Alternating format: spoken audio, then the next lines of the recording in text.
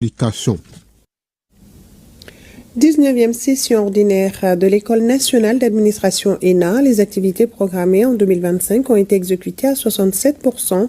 Les administrateurs examinent les voies et moyens pour améliorer les performances de l'école. Et nous retrouvons Batraoré pour le reportage. L'ENA, l'École nationale d'administration, a exécuté avec satisfaction son plan d'action au titre de l'année 2025.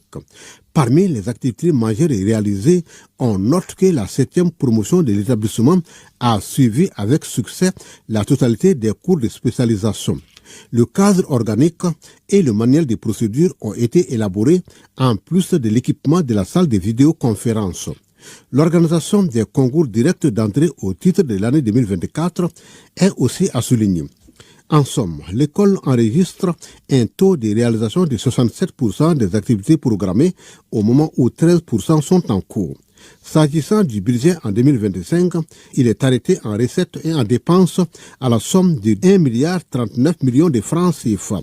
Nous plaçons l'année 2026 sous le signe du renforcement de l'amélioration de la gouvernance globale de l'ENA, de la dynamisation de la formation continue et de l'opérationnalisation de la recherche sur les sciences administratives, le management public, les finances publiques et les disciplines connexes.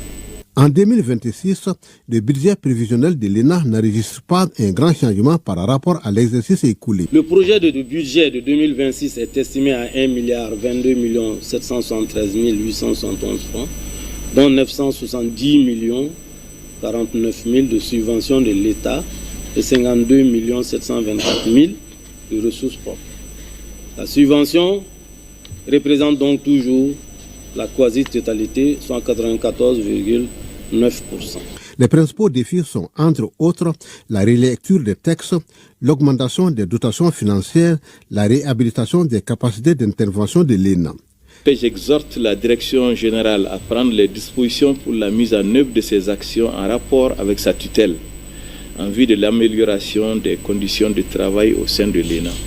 Concernant la coopération et les partenariats, nous encourageons l'École nationale d'administration à poursuivre et à persévérer dans la dynamique enclenchée, aussi bien au niveau national qu'au niveau international.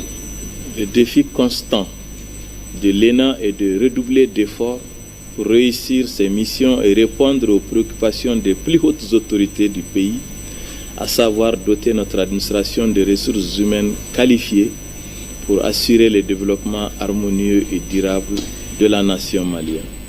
La direction générale de l'ENA est engagée dans une dynamique de digitalisation quasi totale d'ici à fin 2027.